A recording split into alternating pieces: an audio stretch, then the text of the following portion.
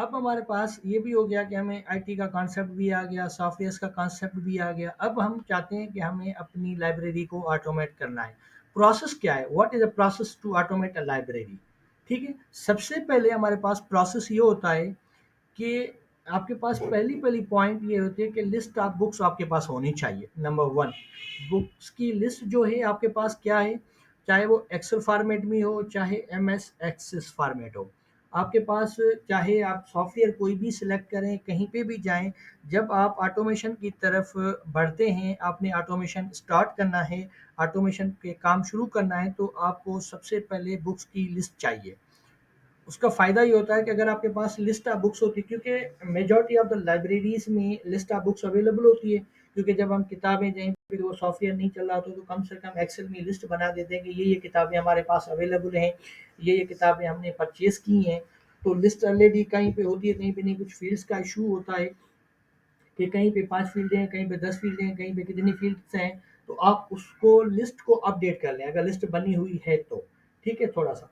Then आपके पास जब आपके पास लिस्ट आ जाती है, तो लिस्ट के बाद आप क्या करें, मार्क एडिटर सॉफ्टवेयर जो है, उसके थ्रू क्या करें, उस लिस्ट को कन्वर्ट कर दें मार्क रिकॉर्ड्स में।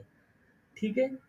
क्योंकि लाइब्रेरी के जितने भी सॉफ्टवेयर्स होते हैं ज़्यादातर, चाहे लाइब्रेरी ऑफ कांग्रेस का सॉफ्टवेयर हो, चाहे कहीं का भी हो, उनका सर्वर हो, या कोहा हो, या सिलेम्स हो, या कोई और सॉफ्टवेयर हो, वो मार्क स्टैंडर्ड जो होता है, बुक्स के जो मार्क रिकॉर्ड्स होता है उनको एक्सेप्ट करता है।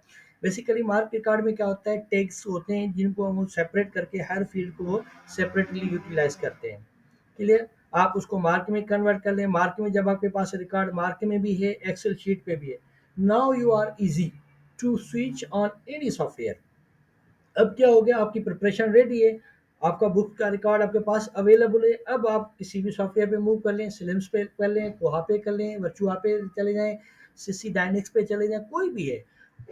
यानी कि ये दो चीज़ें करने के बाद आपके सिलेक्शन लिम सॉफ्टवेयर सेलेक्ट कर लें जो आपकी रिक्वायरमेंट है, जो आप सपोर्ट अफोर्ड कर सकते हो। क्योंकि हमारे पास क्या है, हमें अफोर्डेशन ज़रूरी है।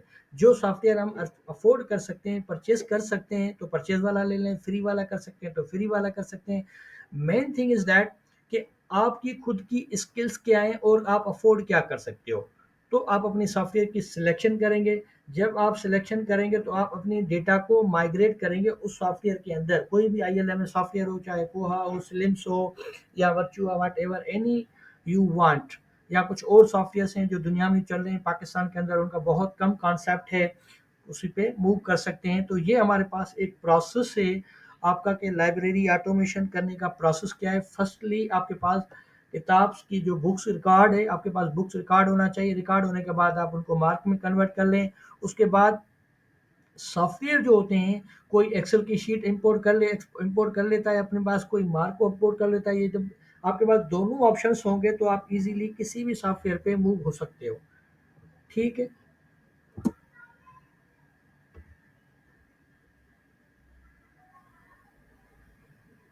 अब हमारे पास आता है कि हम डिजिटल लाइब्रेरी कैसे बनाएंगे अपनी, किस तरीके से, क्या प्रोसेस करना पड़ेगा। देखिए, द सिंपल प्रोसेस है कि आपके पास आप डिजिटल लाइब्रेरी इस तरीके से बना सकते हो कि सबसे पहले make proper team for collection of electronic resources आपके पास प्रॉपर होने चाहिए। क्लियर?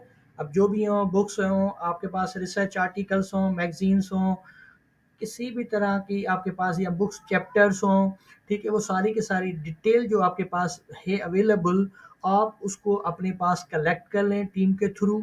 देन उन सबको अपनी एक प्रॉपर कैटेगराइज करें कि कौन से बुक्स किस कैटेगरी के हैं, बुक्स किस सब्जेक्ट्स के रिलेटेड, सब्जेक्ट वाइज कैटेगराइज करना चाह रहे हैं तो उसके ज़रिए करें, डिपार्टमेंट वाइज करना चाह रहे हैं तो उसके ज़रिए करें, या जो है author wise, anything any type you want, आप उसको उसी तरीके से कैटेगराइज करें पहले। जब आप उसको कैटेगराइज करेंगे तो इजीली आप उसको मैनेज, उसके बाद क्लासीफाई कहते हैं जिसको हम कैटेगराइज करें या क्लासिफिकेशन करें, आप उनको कैसे करें। देन आप उनकी एक प्रॉपर एक आपके पास लिस्ट आ जाएगी। जब कैटेगराइज करेंगे आप लिस्ट बना लेंगे, लिस्ट बन जाएगी। अब आपके पास है सिलेक्ट करना है सॉफ्टवेयर। अब आप डी स्पेस यूज़ करना चाह रहे हैं तो भी डी स्पेस भी यूज़ कर सकते हो, डिजिटल रिपोजिटरी बना लें, क्योंकि यूनिवर्सिटी की ओन रिपोजिटरी है, जिसको हम आजकल कहते हैं आईआरपी, इंस्टीट्यूशनल रिसर्च रिपोजिटरी, जो एचईसी ने भी बनाई हुई है, अल्हम्दुलिल्लाह, हमारी मेहरान यूनिवर्सिटी वालों ने भी बनाई हुई है। हमने उस पे भी काम किया, हमारी इंस्टीट्यूशनल रिपॉजिटरी बनी हुई, जो हमारी खुद की फैकल्टी की या एडमिनिस्ट्रेशन स्टाफ की या स्टूडेंट्स की जो भी ओन पब्लिकेशन है यूनिवर्सिटी की, चाहे मैगजीन्स हो, रिसर्च जर्नल हो हमारी यूनिवर्सिटी का, या जो फैकल्टी के बुक्स पब्लिश्ड हैं, चैप्टर्स पब्लिश हैं, रिसर्च आर्टिकल पब्लिश्ड हैं, वो सारे के सारे हमने उस पे रखे हुए हैं। ठीक है, अब उनको आप यूज़ करें, या आप कैलिबरी सॉफ्टवेयर यूज़ कर लें, उनको भी यूज़ कर सकते हैं। देन आप गूगल ड्राइव पे जाएँ, गूगल ड्राइव पे सारे के सारे आप किताब रखें, आपको अगर कोई सॉफ्टवेयर नहीं चला सकते, गूगल ड्राइव पे उनको पुट करें, एक लिस्ट आप बना दें अपने पास, लिस्ट रख लें, एचटीएमएल फाइल में लिस्ट हो आपके पास, वहीं से आप डाउनलोड करके दे सकते हैं उनको, या उनको लिस्ट दे दें, डिस्प्ले कर दें, ब्लॉग्स पे बना के उनको भी आप उनको एक्सेस यूटिलाइजेशन करके दे सकते हैं कि भाई इस तरीके से आप ये जो है ना ये सारे बुक्स जो हैं उनको एक्सेस कर सकते हो, लिस्ट को डिस्प्ले कर दो, वो आप कहीं पे भी डिस्प्ले करें, वेब पेज पे कर लें, अपने ब्लॉग बना के उस पे कर लें, या किसी और रिसोर्सेज पे कर लें। ठीक है, अब देखें गूगल आपको जो है ना 15 GB फ्री स्पेस देता है एक ईमेल पे, आप उस पे रख लें, अपना एक छोटा सा सर्वर में मशीन हो आपके पास, कंप्यूटर हो, उस पे आप रख लें, फिर उनको शेयर कर दें शेयरिंग ड्राइविंग के थ्रू। आजकल तो हमारे पास पोर्टेबल ड्राइव आ रही हैं, नेटवर्क शेयर ड्राइव्स आ रही हैं, आप उनको परचेज करें, उन पे जो भी आपका इलेक्ट्रॉनिक रिसोर्सेज का मटेरियल है उनको आप वहाँ पे स्टोर करें, रखें, उनको यूज़र्स की उनकी एक्सेस दे दें, यूज़र उनको भी एक्सेस करके अपनी जो है डिजिटल जो आपके रिसोर्सेज अवेलेबल हैं उनको यूज़ कर सकते हैं। तो इस तरह से आपके पास क्या है कि ये आपकी डिजिटल लाइब्रेरी की रिक्वायरमेंट जो है, यानी कि डिजिटल लाइब्रेरी आप अपनी क्रिएट कर सकते हो। एचईसी की तो आपके पास है, और रिसोर्स जो है पेड रिसोर्सेज हैं, आपकी यूनिवर्सिटी के खुद के जो फैकल्टी के रिसोर्सेज हैं आप उनको भी स्टोर करके अपना एक जो है डिजिटल लाइब्रेरी कॉन्सेप्ट, यानी कि जो मटेरियल है उनको डिजिटली प्रोवाइड कर सकते हैं यूजर्स को। ठीक है,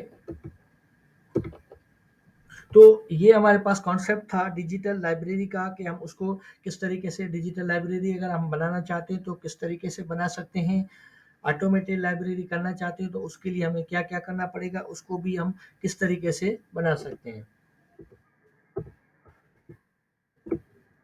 ठीक है, अब ये देखें हमारे पास एक मतलब सिंपली एक कॉन्सेप्ट है कि भाई डिजिटल लाइब्रेरी जो हो या कोई भी लाइब्रेरी, देखें सर्वर मशीन यहाँ पे पड़ी हुई, आप उसको कहाँ-कहाँ से एक्सेस कर रहे हैं, किसी आउटसाइड द वर्ल्ड कर रहे हैं, यूनिवर्सिटी से कर रहे हैं, लेन का मकसद है उसी नेटवर्क पे कोई भी स्टूडेंट है, ये बाहर बैठा हुआ है आउटसाइड द कैंपस कहीं पे भी हो सकता है।